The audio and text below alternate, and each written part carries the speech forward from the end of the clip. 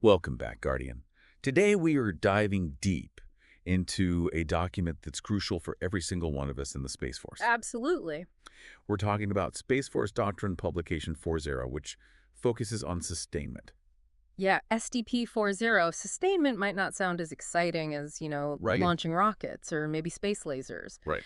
But here's the thing. Oh, It is the foundation for all of that. It underpins everything we do. yeah, it's like you're a pilot with the best spacecraft in the entire galaxy. Right. Yeah. You're ready to go out and patrol, the vast expanse. Yeah, But if there's no fuel for that spacecraft, right. or if the comm system goes down because a critical part fails, Mm-hmm. that top-of-the-line ship is useless. That's a good analogy. That's where sustainment comes in. It's the difference between a mission success and sitting on the launch pad, right? Absolutely. And what's so fascinating about sustainment for the Space Force is that it's a whole different ballgame than in other branches. Okay. When you're in the harsh environment of space, thousands or even millions of miles away from Earth. Yeah, it's not like you can just, run to the motor pool. And Exactly. No running down to the auto parts store. Right. And this is why understanding SDP 4.0 is so important. Okay.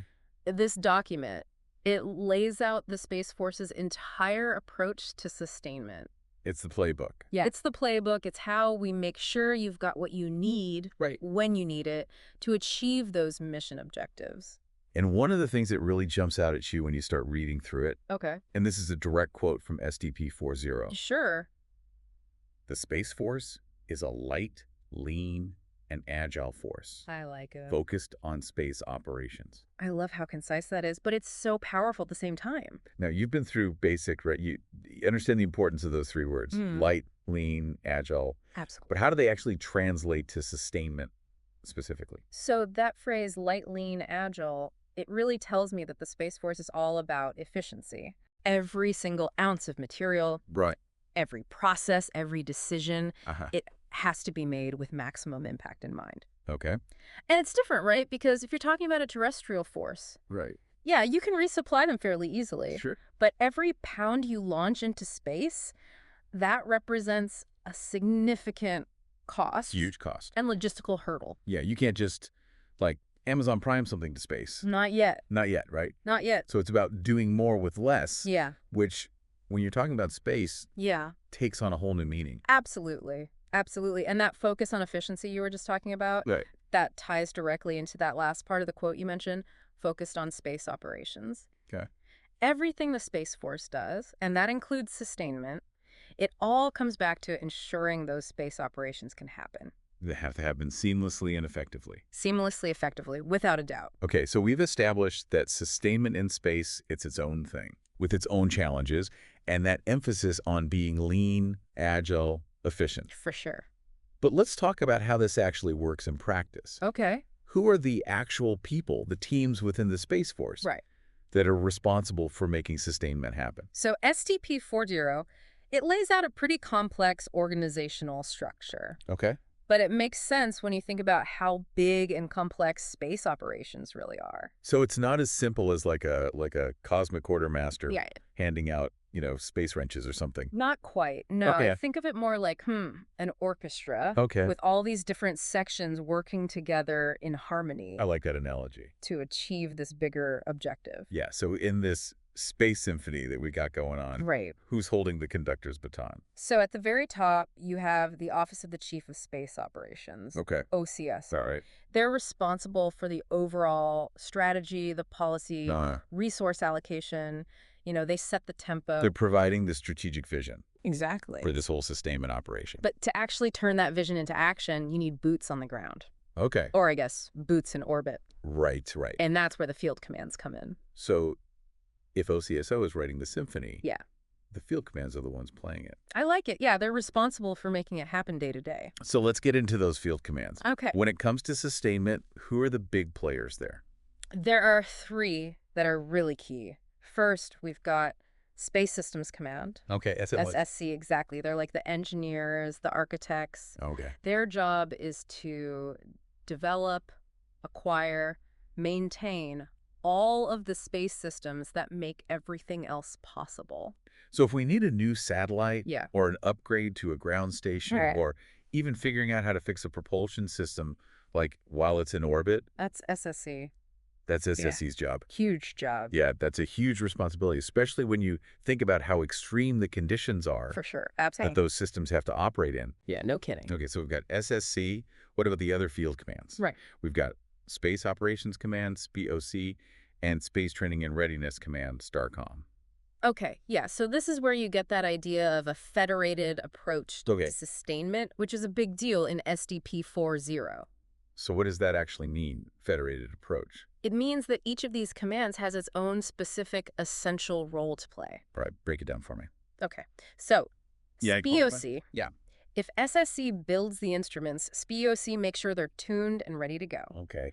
They're handling training, infrastructure, cybersecurity. So they're responsible for that day-to-day readiness Exactly. for all the space systems. They're also thinking ahead, about the future. Really? SDP 4.0 actually specifically talks about how SPOC is in charge of managing and executing the advanced concepts and missions process, which I think is really interesting. So what does that even mean in, like, plain English? What they're saying is SPOC isn't just thinking about today's missions, they're trying to figure out what comes next. So they're thinking 10, 20 years down the road.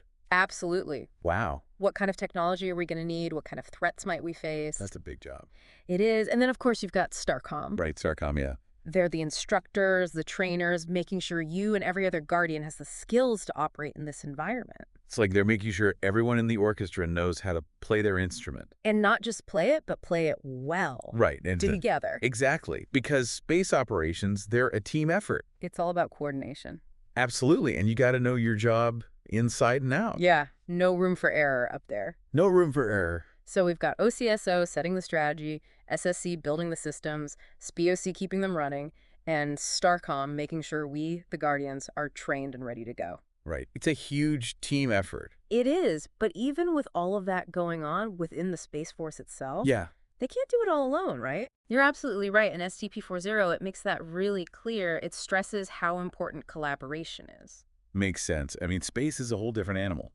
It is. You need to work with other parts of the government, commercial partners. Absolutely. I mean, think about it like building a house, right? You wouldn't expect the electrician to also do the plumbing and the roofing. You need specialists. Exactly. You need specialists. And in a way, that's what the Space Force does. It leverages this whole network of experts. And a big part of that is working with the Air Force, right? Huge part, yeah. Especially Air Force Material Command, AFMC. Okay, now the Air Force, let's be honest, they've got a bit more experience with this whole military branch thing. Right. They've been around the block a few times. Oh, what kind of support are they providing specifically? Think of it like the essentials, things like base operating support, logistics, even medical services. Okay, so the stuff that keeps the lights on. Exactly. And especially while the Space Force is still getting established, it's way more efficient to use the Air Force's infrastructure and expertise. Right, it's part of being light, lean, agile. Exactly. And reinvent the wheel if you don't have to. And this partnership, it goes beyond just the day-to-day stuff, too. Okay, how so? Well, the Space Force also works really closely with the Air Force Research Laboratory, AFRL. Now, they're the ones pushing the boundaries, right? Exactly. They're developing the tech of tomorrow, advanced materials, new propulsion systems, all that cool stuff. So while AFMC is keeping the current systems running, AFRL is working on the next generation. Exactly. It's about maintaining that edge, staying ahead of the curve. That makes a lot of sense. And it's not just about working with different parts of the U.S. government either. Right. SDP 4.0 also talks about international allies and partners. It does, and that's super important. Okay, why is that? Well, it's more than just sharing resources, though that definitely matters, right? It's about tapping into those different perspectives, building trust, those regional relationships. So it's a strategic advantage, not just a logistical one. Exactly, because we're all in this together, right? Yeah. Space exploration, global security, it requires that kind of cooperation. Absolutely. Now, one last piece of the puzzle here, the commercial sector. Oh, yeah, that's a big one. Private space industry is just exploding right now. Yeah, it's amazing to see. How does SDP 4.0 address that? How do we work with those companies? This is where ISAM comes in, the In-Space Servicing, Assembly, and Manufacturing Strategy. Okay, ISAM, now that sounds like something straight out of science fiction. It kind of is, but it's becoming reality, and the Space Force sees it as essential for sustainment in the future. So what, we're talking like building a repair depot in orbit? Basically, yeah. Imagine being able to fix satellites, upgrade them, even build new structures in space, all without launching everything from Earth. That would be incredibly efficient. Incredibly efficient. And it shows how the Space Force is thinking long term about sustainment.